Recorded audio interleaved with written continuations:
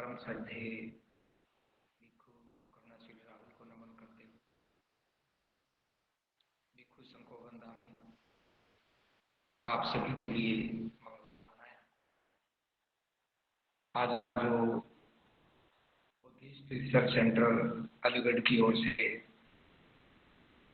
जो विषय दिया गया है वो विषय है भिक्षु कैसे हों, महाकाणिक बुद्ध की अवधारणा।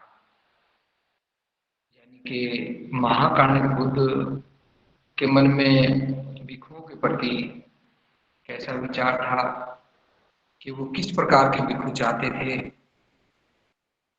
उसी के विषय में आज जो हमें अवसर मिला है। निश्चित तौर पे यह बहुत अद्भुत और एक गंभीर विषय भी है। हमारे उपासकों को भी इसके बारे में जानकारी होनी चाहिए। हालांकि इसमें हमारे मन में कोई किसी इसी प्रकार की बात नहीं है कि अभी तक जो भिक्षु बने वो कैसे रहे, कैसे नहीं रहे, उन्होंने चिवर लेने के बाद हमको कितना समझा, उनका क्या आचरण है। लेकिन असल में भिक्षु कैसे हों, महाकाणिक बुद्ध किस प्रकार के भिक्षु चाहते थे ताकि आने वाले समय में भिक्षुओं का अपना एक विशेष स्वरूप हो। बंते जी, बारे में बंते जी आपकी आवाज कुछ गूंज गूंज सी रही है, कहाँ बैठे हो? कोई झुंड में रहते थे। तथागत ने ही पहली बार इस प्रकार भिक्षुओं को सुसंगठित करके उनको प्रशिक्षित करके और भिक्षु संघ बनाया। तो इतिहास में पहली बार भिक्षुओं का एक संघ भिक्षु संघ बना, उसके बाद फिर भिक्षुणी संघ बना। तो ये इसका अनुशासन के नियम बनाए और आदर्श भी निश्चित किए जिनका उन्हें पालन करना और लक्ष्य को प्राप्त करना होता था। तो इस प्रकार जो पहले की पद्धति थी, कोई अपनी मर्जी से रह रहा है, कोई अकेला रह रहा है, कोई आचार्य के सानिध्य में रह रहा है, वो क्या कर रहे हैं, सभी का अलग अलग लक्ष्य था। लेकिन तथागत ने जो भिक्षु संघ बनाया, जो भी भिक्षु तैयार किए, उनको प्रशिक्षण दिया, तो उनका अपना एक लक्ष्य था, पूरी दुनिया को कल्याणकारी मार्ग देने का लक्ष्य था। उसी पे आज हम थोड़ी सी चर्चा करेंगे। उससे पहले हम थोड़ा सा इस बात की ओर आपका ध्यान आकर्षित करना चाह रहे हैं कि कोई भी सामान्य व्यक्ति जब भिक्षु बनता है तो उसको क्या करना होता है, इसका भी हमें पता होना चाहिए। क्योंकि जब भी कोई भिक्षु आता है, आप उसको जानते नहीं हैं, तो आप उससे वो बातें पूछ सकें, उन्हीं के बारे में पहले मैं थोड़ी सी चर्चा करता हूं। क्योंकि ये विषय बहुत गंभीर है और बड़ा विषय है, इसलिए हम इसमें कोई जल्दबाजी नहीं करेंगे, स्टेप वाइज हम इसमें बात करेंगे। जैसे कोई भी गृहस्थ उपासक यदि भिक्षु बनता है तो उसे पहले पवज्जित होकर के सामणेर बनना होता है। जब भी कोई इस प्रकार सामणेर बनता है तो उसे एक पवज्जा संस्कार से गुजरना होता है, पवज्जा संस्कार। और उसके बाद वो अपने किसी ऐसे सीनियर भिक्षु के साथ रहे और लगातार धम्म को सीखे और कम से कम 7 साल तक वो किसी योग्य भिक्षु, किसी सीनियर भिक्षु के सानिध्य में रहे और धम्म को सीखे। ये उस समय के एक नियम में से ये भी एक नियम था। कोई भी व्यक्ति जब भिक्षु बनता था सामने बनता था, तो फिर जैसे संघ में प्रवेश के लिए सभी के द्वार खुले थे, जाति का कोई उसमें भेद नहीं था। किसी को जाति को देख करके या किसी की हैसियत को देख करके, किसी की सामाजिक हैसियत या किसी की आर्थिक सहज, कोई भी यदि इस प्रकार की हैसियत देख करके नहीं किया जाता था। लिंग का भी कोई भेद नहीं था, बस भिक्षु और भिक्षुणियां, इनका अलग अलग संघ था। तो इस प्रकार तथागत ने जो संघ बनाया, उसमें भिक्षुओं को भी यही कहा, और आज भी वही परंपरा है कि जब भी कोई गृहस्थ उपासक सामनेर बनता है और फिर वो भिक्षु संघ में शामिल होता है, तो किसी भी प्रकार से उसकी जाति नहीं रहती, उसका अपने कोई हैसियत नहीं रहती। वह और भिक्षुओं को की तरह ही वो भी भिक्षु होता है। तथागत ने समुद्र की तरह भिक्षु संघ को कहा है कि भिक्षु एक नदी की तरह है। जैसे वो संघ में शामिल होता है तो वह जैसे नदी समुद्र में मिल जाती है, ऐसे ही वह भिक्षु भी संघ में शामिल होकर के समुद्र में मिल जाता है, और फिर किसी की भी कोई अलग से पहचान नहीं रहती, सभी भिक्षु हैं। उसी प्रकार जैसे फिर सामने 10 सील लेता है, ग्रहण करता है और लगातार 7 साल उस पर अभ्यास करता है, और जब वह अच्छे तरह से प्रशिक्षित हो जाता है, फिर जिस भिक्षु के सानिध्य में वो सीखता है, वो भिक्षु उपाध्याय का काम करता है, और वही सीनियर भिक्षु अपने सामने के लिए भिक्षु संघ को निवेदन करता है, याचना करता है कि अब ये फला सामनेर मेरे सानिध्य में इतने दिन से रह रहा है और अब यह भिक्षु संघ में सम्मिलित होने योग्य है। अब ये संघ को समझ गया है, धम्म को समझ गया है, बुद्ध को भी समझ गया है। तो फिर जो उनका सीनियर भिक्षु होता है, जिसके सानिध्य में वो सीखता है, वो स्वयं भिक्षु संघ से याचना करता है, और उसके बाद फिर जो भिक्षु भिक्षुणियां संघ में होते हैं वो इकट्ठे होते हैं, और जो वो सामने होता है जिसने उपसंपदा लेनी होती है, वो उपसंपन्न होने के लिए स्वयं भिक्षु संघ के सामने याचना करता है, और फिर भिक्षु संघ उससे कुछ प्रश्न उत्तर करता है, और प्रश्न उत्तर करता है तो प्रश्न उत्तर करने के लिए अलग अलग भिक्षु, जिनकी भिक्षु संघ में शामिल हुए कम से कम 10 साल हो गए हों, इस प्रकार के भिक्षु और भिक्षुणी संबंधित सामने से प्रश्न करते हैं, और वह सामने उनके उत्तर देता है। जब भिक्षु संघ इस बात के लिए वह सुनिश्चित कर लेता है कि फला सामने अब भिक्षु संघ में शामिल होने योग्य है, फिर उसको भिक्षु संघ में शामिल करते हैं, और इस प्रकार जो भिक्षु संघ उस सामने को संघ में शामिल करते हैं, तो उपसंपदा जो विनय है उसमें कम से कम 11 ऐसे भिक्षु भिक्षुणियां होने चाहिए जो कम से कम थेर भिक्षु हों, यानी कि वो 10 साल से उपसंपन्न हों।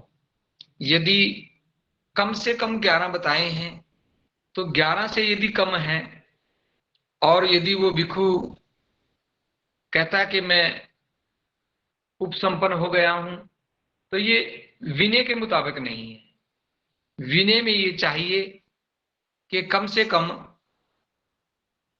11 भिक्षु जरूर हों।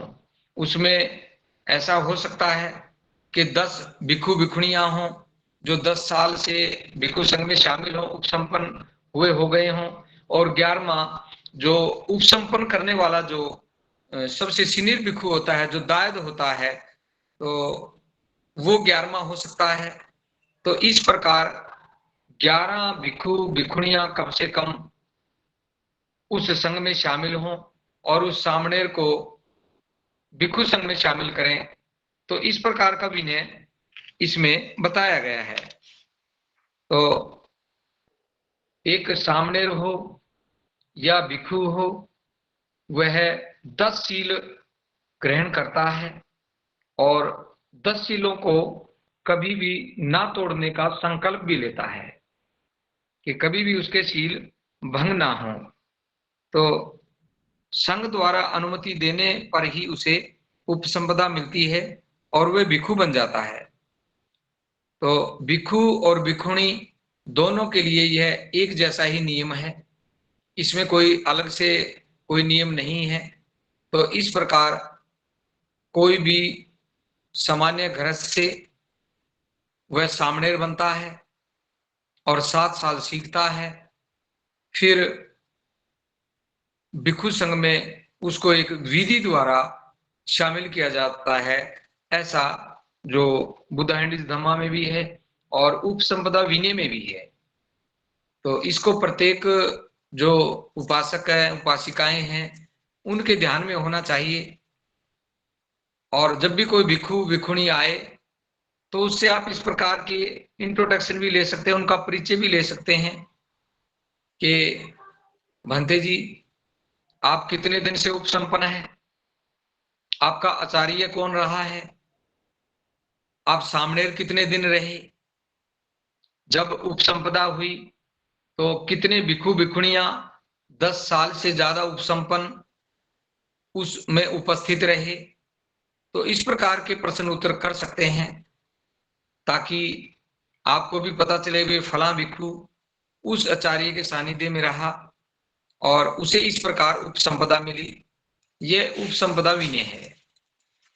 जब भी कोई भिक्षु उपसंपन्न होने के बाद और वो भिक्षु कहलाने लगे तो उससे तथागत इस प्रकार की आशा रखते थे कि ये जो भिक्षु बना है यह समाज के लिए एक संपूर्ण आदर्श व्यक्ति होना चाहिए, उसमें किसी प्रकार की कोई कमी ना हो। इसलिए तथागत ने भी अपने समय में बहुत सारे प्रशिक्षण दिए। तो उसी में से जैसे तथागत ने एक भिक्षु से आशा की, उसमें अनिक सावो कासावं यो वथंग परिदेह सती अपेतो दम सचेन न से कासाव मरहती। तो तथागत ने इसमें कहा है कि जो स्वयं को अकुशल कर्म से मुक्त किए बिना कासाय वस्त्र पहनने का इच्छुक है, जो संयम और सत्य से दूर है, उनकी उपेक्षा करता है, वह कासाय वस्त्र के योग्य नहीं है। ये चीज हमें भी समझनी चाहिए कि ये भिक्षु का ये पहला परिचय है। जैसे कोई भिक्षु हो, आप उसके व्यवहार को देखें, उसका व्यवहार ठीक ऐसा ही होना चाहिए जो स्वयं को अकुशल कर्म का मतलब है कि किसी भी प्रकार से वह प्रमादी ना हो, उसके जो कार्य हैं वो मानव कल्याण के होने चाहिए। उसमें जो विशेष करके उनकी पहचान होती है कि वह 10 शीलों वाला होना चाहिए। 10 शीलों में निपुण हो, वो पूरे व्यवहार में हो, ये आप उसके व्यवहार से देख सकते हैं। जैसे विशेष करके वह प्राणी हिंसा करने वाला ना हो, यानी कि वो क्रोधी ना हो, वह किसी भी प्रकार से वो संचय करने वाला ना हो, धन संचय करने वाला ना हो, उसकी वाणी मधुर हो, और किसी भी प्रकार से जो उसके 10 शील हैं, जैसे प्राणी हिंसा करना, चोरी करना, और स्त्री गमन से दूर रहना, पुरुष गमन से दूर रहना, और झूठ चुगली निंदा से दूर रहना, और किसी भी प्रकार का नशा नहीं करना, ऊंचे आसन पर नहीं बैठना, विकाल भोजन नहीं करना, किसी भी तरह का कोई सुगंधी वाला कोई भी पदार्थ सुगंधी के लिए शरीर पे नहीं लगाना,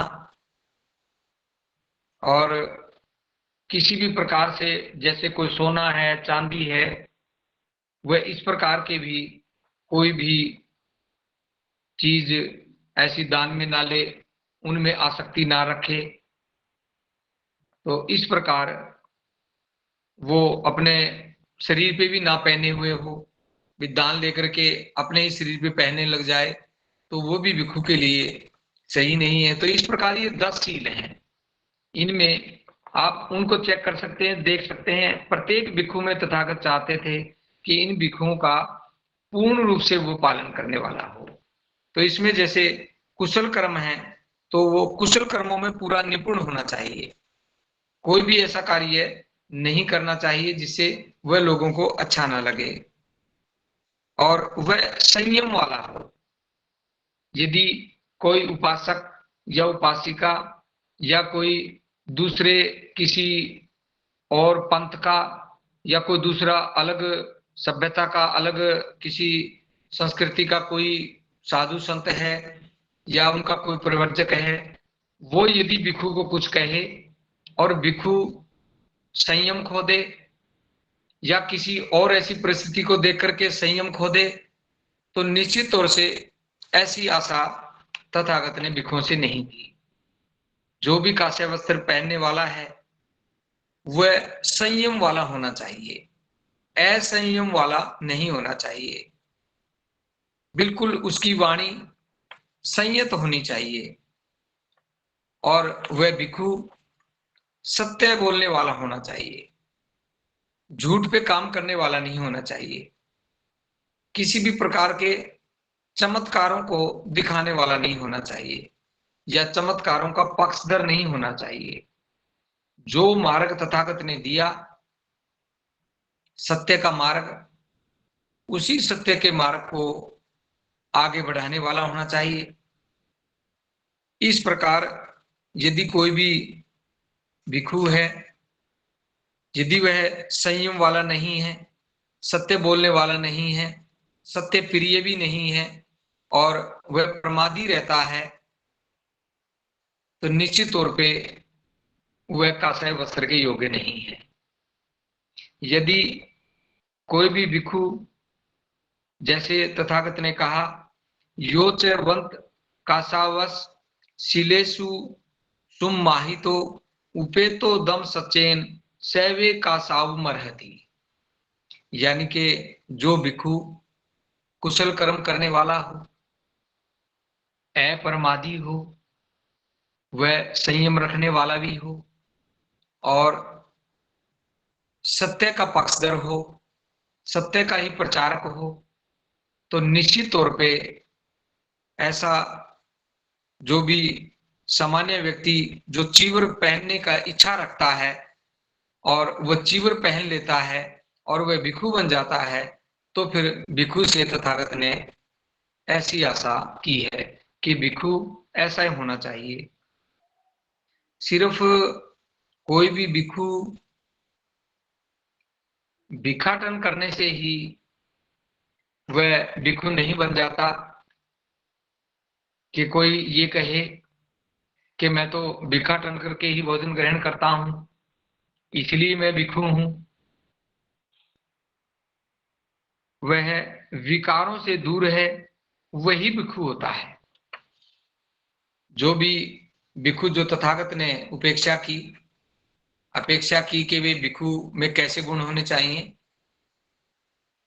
वो बेशक भिक्षाटन कर रहा है, बेशक भिक्षुओं वाले और भी कार्य कर रहा है, और यदि वह विकारों में लिप्त रहता है, जैसे विशेष करके काम, क्रोध, मोह, लोभ, ईर्ष्या, द्वेष, आलस्य, तृष्णा, इस प्रकार के जो उसके ये विकार हैं, ये भिक्षु के मन में नहीं होने चाहिए।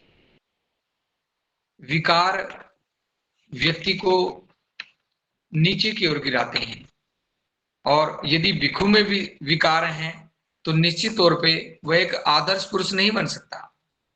और इस प्रकार तथागत की जो अपेक्षा थी कि भाई कोई भी भिक्षु विकारों से रहित हो।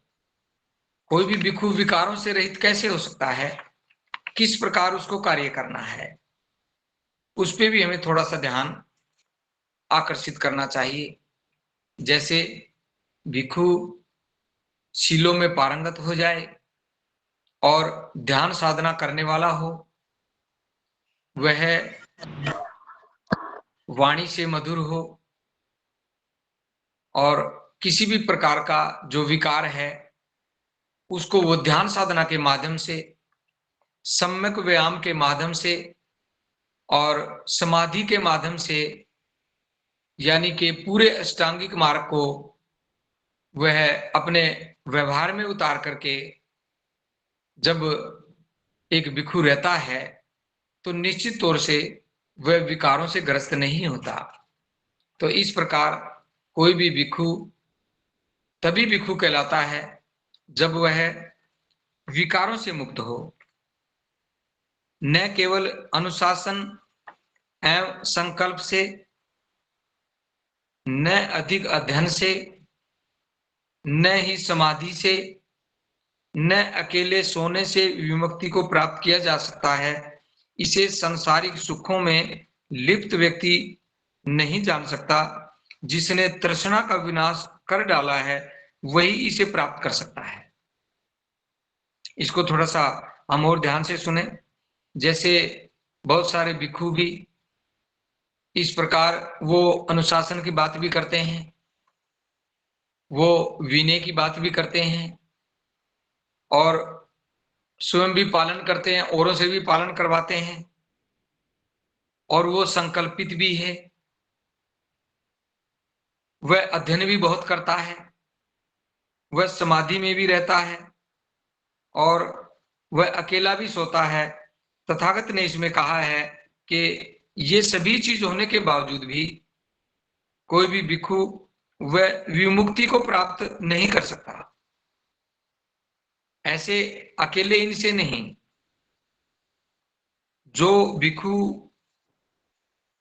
तृष्णा से मुक्त हो, जब तक भिक्षु तृष्णा से मुक्त नहीं होता तब तक वो बेशक अनुशासन में भी रहे, बेशक वो अध्ययन भी बहुत कर ले, ध्यान साधना भी बहुत कर ले, और वो अकेला ही रहे कि मैं तो अकेला ही रहूंगा, जब तक उसकी तृष्णा खत्म नहीं होती, निश्चित तौर पे तथागत ने भिक्षु से ये अपेक्षा की है कि वो तृष्णा से मुक्त हो। इन बाकी बातों के साथ साथ यदि वो ये भी करता है और वो तृष्णा से मुक्त हो जाए, ये तथागत ने भिक्षुओं से अपेक्षा की, ये तथागत की अवधारणा थी। जो भिक्षु वाणी को संयत रखता है, यानी कि वह मीठा बोलता है, जो बुद्धिमानी पूर्वक और शांति पूर्वक बोलता है, जो धम्म के अर्थ को समझता है, उसकी वाणी मधुर होती है। इसलिए कोई भी भिक्षु यदि तथागत की अवधारणा पे पूरा उतरने का प्रयास करता है तो उसमें इस प्रकार के गुण होने चाहिए। उसकी वाणी में बिल्कुल भी तलखी नहीं होनी चाहिए, वह ऊंची आवाज वाला नहीं होना चाहिए। यदि कोई दूसरा भिक्षु या कोई दूसरा परिव्राजक या कहीं पे भी कोई ऐसी स्थिति बनती है कि भिक्षु को क्रोध नहीं आना चाहिए, क्योंकि क्रोध में ही वाणी ऊंची हो जाती है, क्रोध में ही वाणी कटु होती है, ईर्ष्या में भी वाणी कटु होती है। तो इसलिए इसका भी इसी प्रकार अर्थ है। हम यदि इसको ठीक से समझें कि यदि भिक्षु विकारों से रहित है तो फिर उसकी वाणी भी निर्मल होगी। और जैसे भिक्षु अष्टांगिक मार्ग में पारंगत होगा तो सम्मा वाचा उसे हर समय ध्यान में रहेगा, और भिक्षु की वाणी इतनी विनम्र हो कि कोई भी उपासक या उपासिका या दूसरे भिक्षु उसकी वाणी को सुन करके, और वाणी से ही क्योंकि उसका व्यवहार बनता है, तो निश्चित तौर पे वो भी उसको चाहने वाले हो जाएं और किसी भी प्रकार से उस भिक्षु में दोष ना निकाल पाए। इसलिए भिक्षु वाणी से बिल्कुल संयत होना चाहिए। इसमें जैसे तथागत ने ऐसा भिक्षुओं को अपने धम्मोपदेश में भी बताने का प्रयास किया है कि जैसे एक विदेशिका नाम की जो एक बहुत चर्चित एक कोई उपासिका थी, वो बड़ी मशहूर थी, तो लोग उसको बड़ी नम्र मानते थे कि वो किसी भी प्रकार से क्रोधित नहीं होती, प्रवचकों की तरह रहती है। तो जैसे ही उसकी स्थिति बनी, जैसे ही उसकी जो सेविका थी, जो नौकरानी थी, उसने उसकी इच्छा के विरुद्ध किया, देर से उठी और विदेशी का क्रोधित हो गई और अर्गल से उसका सिर भी फोड़ दिया। और इस प्रकार लोगों में जब ये बात गई तो उसका उदाहरण देकर के तथागत ने भिक्षुओं को कहा कि भिक्षुओं, परिस्थिति कोई भी हो, परिस्थिति के अनुसार आपने नहीं चलना, आपने अपने आप को मजबूत रखना है और किसी भी प्रकार से आपने अपनी वाणी को असंयत नहीं करना। तो ऐसा तथागत भिक्षुओं से अपेक्षा करते थे जो बुद्धिमानी पूर्वक बात करे। कोई भी बात यदि भिक्षु करता है तो वो तथ्य पे आधारित हो, वो सत्य भी हो, वह औरों को अच्छी लगने वाली भी हो, और किसी भी प्रकार से उसमें कटुता ना हो, किसी को बुरा लगने वाली ना हो। बात सत्य है, लेकिन उसके बाद भी उसको कब कहना है, कैसे कहना है, ये भी भिक्षु से तथागत अपेक्षा करते थे। तो इस प्रकार शांति पूर्वक बोलने वाला हो, ये जैसे वाणी संयत होगी तो फिर शांति से ही बोलेगा। जैसे कोई उसके विपरीत परिस्थिति हो तो वह अशांति से नहीं बोलेगा। यदि कोई भिक्षु उसके विपरीत कोई थोड़ी सी बात हुई और वह असंयत हो गया, उसकी वाणी तलखी में आ गई और वो क्रोधित हो गया, भिक्षु हो या भिक्षुणी हो, ये दोनों को एक जैसा है। तो तथागत प्रत्येक भिक्षु से ये उपेक्षा करते थे कि भिक्षु शांत स्वभाव वाला हो, शांति पूर्वक बोलने वाला हो, जो धम्म के अर्थ को समझता हो, जो तथागत जो धम्म का प्रचार करते थे, जिसका प्रशिक्षण देते थे, जिसमें पवित्रता का पथ, धम्म परायणता का पथ और शील पथ, इस प्रकार तथागत ये उपेक्षा करते थे कि प्रत्येक भिक्षु इसमें पारंगत हो।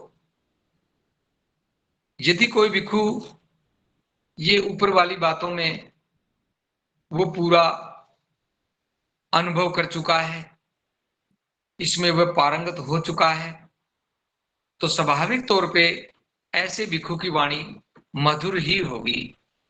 इसके लिए भिक्षु को कठिन प्रयास करने चाहिए, ताकि बेशक आज हम 2500 साल बाद बात कर रहे हैं, लेकिन तथागत के वो विनय, तथागत की वो अवधारणा आज भी भिक्षुओं के ध्यान में होनी चाहिए।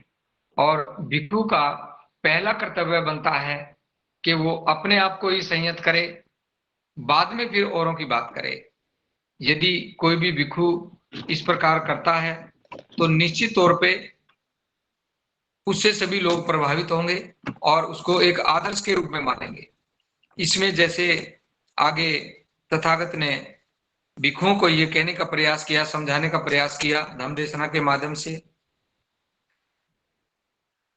अपमाद्र तो भिक्षु पमादे बह दस्यवा संय भोजनं संय योजनं अणुथूलं दह अग्गी व गच्छति। जो भिक्षु अप्रमाद में लगा है वह प्रमादी नहीं है, प्रमाद से भय खाने वाला है। वह आग द्वारा सूक्ष्म कणों को जलाने की भांति अकुशल बंधनों को जलाते हुए आगे बढ़ जाता है। तो तथागत ने यह भी उपेक्षा की है कि भिक्षु अप्रमादी हो, उससे किसी प्रकार का भी प्रमाद ना हो। तो तथागत द्वारा प्रशिक्षित किए गए जो भी भिक्षु थे, उनके बारे में इतिहास में आज तक कुछ ऐसा सुनने को नहीं मिला कि कोई भी भिक्षु इस प्रकार हो गया हो। और जो भिक्षु प्रमादी हो गया, तथागत के विनय उसने स्वीकार नहीं किए, तो वह अलग हो गया, उस संघ में शामिल नहीं रहा। बहुत सारे ऐसे उदाहरण हैं समय समय पे। तो इस प्रकार तथागत भिक्षु से यह अपेक्षा करते हैं कि वह अकुशल बंधनों को जलाते हुए आगे बढ़ जाए। अकुशल, जैसे अभी शुरू में हमने बताया कि जो शील सिद्धांत तथागत ने भिक्षुओं के लिए दिए, उनको कभी भी न तोड़ने का संकल्प जो भिक्षु लेते हैं, उसमें यदि पारंगत हो तो निश्चित तौर से अकुशल कर्म की संभावना बहुत कम है। अपमाद रतो भिक्षु पमादे भय दस्यवा अमब्बो परिहानाय निब्बान सेव संति के। इसमें तथागत का कहना है, जो भिक्षु प्रमाद में अप्रमाद में लगा है या प्रमाद से भय खाने वाला है, उसका पतन असंभव है। ऐसा भिक्षु निब्बान के समीप है। इसलिए तथागत अपने भिक्षुओं से इस प्रकार की अपेक्षा करते थे। तो आज फिर वह समय आ गया है कि यदि हमें देश को बोधमय करना है, धर्म को फिर से स्थापित करना है और 21वीं सदी के इस महत्वपूर्ण आंदोलन को, जो सरदे भिक्षु करुणाशील राहुल के सानिध्य में चल रहा है, तो जो भी भंते जी के सानिध्य में सामणेर बने, भिक्षु बने, वो सरदे भंते जी के पद चिन्हों पे चलें और सरदे भंते जी भी अपने द्वारा तैयार किए गए भिक्षु भिक्षुणियां और जो सामणेर बनते हैं, उनसे ये आशा करते हैं कि वो तथागत के इन अवधारणाओं को अपने व्यवहार में उतारें, इनमें वो भी पारंगत हों, ताकि सरदे भंते जी के नेतृत्व में जो कार्य पूरे देश में हो रहा है, उसमें जो भिक्षुओं की अहम भूमिका है, यदि वो सरदे भंते जी द्वारा बताए गए अभ्यास, बताए गए मार्ग पे चलते हैं और निश्चित तौर पे दूसरे भिक्षुओं के लिए भी धम्म भूमि का भिक्षु, धम्म भूमि का सामणेर, धम्म भूमि का उपासक उपासिका वो एक आदर्श के रूप में लोगों के सामने आएंगे और धम्म भूमि के भिक्षु भिक्षुणियां भिक्षुओं के लिए भी एक आदर्श पेश करेंगे। तो इस प्रकार आज की जो ये धम्म देशना महाकारुणिक बुद्ध ने भिक्षुओं के लिए जो अपेक्षा की, उसके बारे में जो भी हमारे से ये थोड़ा सा बना है, अभी ये समाप्त नहीं हुआ है, ये अभी और आगे चलने वाला है, क्योंकि थोड़ी ही बातें हमने आज बताने का प्रयास किया है। तो वैसे तो ये सभी बातें बुद्ध और उनका धम्म ग्रंथ से हमने ली हैं, कोई अपनी तरफ से या किसी भी प्रकार से कहीं और से नहीं ली हैं। जो धम्म पद जो इसमें मैंने 2 धम्म पद भी उनका भी उल्लेख किया है, वो धम्म पद भी जैसे इसमें हिंदी में लिखे हैं और जो पाली में लिखे हैं, बस इतना ही अंतर है, वो पाली में है और बुद्ध एंड हिज धम्मा में वो हिंदी में लिखे हुए हैं। तो इसलिए जितना भी मैं आज बता पाया हूँ, निश्चित तौर पे ये बात कुछ लोगों को समझ में आएगी, हो सकता है कुछ के समझ में ना भी आए। तो निश्चित तौर पे कभी सरदेव भंते जी का यदि विषय इस प्रकार हुआ तो वो इसको और भी अच्छे से बताएंगे। मुझसे जितना हो सका आज मैंने बताने का प्रयास किया है। निश्चित तौर पे हम सरदेव भंते जी को भी और जो भिक्षु भिक्षुणी संघ सरदेव भंते जी के सानिध्य में काम कर रहा है उनको भी, और जो उपासक उपासिकाएं जो सरदेव भंते जी के सानिध्य में काम करते हैं या काम नहीं करते हैं, अभी संपर्क में नहीं आए हैं, तो हमारा बस एक ही लक्ष्य रहना चाहिए कि निश्चित तौर पे हम समाज के सामने एक अच्छे भिक्षु प्रस्तुत हों। यदि अच्छे भिक्षु होंगे तो निश्चित तौर पे समाज अच्छा बनेगा, और समाज अच्छा बनेगा तो निश्चित तौर पे एक श्रेष्ठ समाज बनेगा, और जो विकारों से रहित होगा, जो निर्भय होगा, कोई भी नशा करने वाला नहीं होगा, कोई भी अंधविश्वास में रहने वाला नहीं होगा, एक सर्वश्रेष्ठ समाज की स्थापना बहुत जल्द होगी। आपने बात को ध्यान से सुना, आपका बहुत बहुत मंगल हो। बीआरसी के संचालकों का मैं बहुत बहुत साधुवाद करता हूं, जो इस ऐसे महत्वपूर्ण विषय के लिए उन्होंने मुझे चुना, और मैंने भी अपनी तरफ से भरसक प्रयास किया है कि मैं बातों को अच्छे से रख पाऊं, और आगे समय मिला तो दूसरी कड़ी में इसका अगला हिस्सा रखेंगे। अभी ये बहुत कुछ बाकी है, थोड़ा सा ही हमने इसको लिया है। भिक्षु संघ को वंदामि, सरदेव भंते जी को वंदामि। आप सबका मंगल भवतु समंगलम भवतु समंगलम।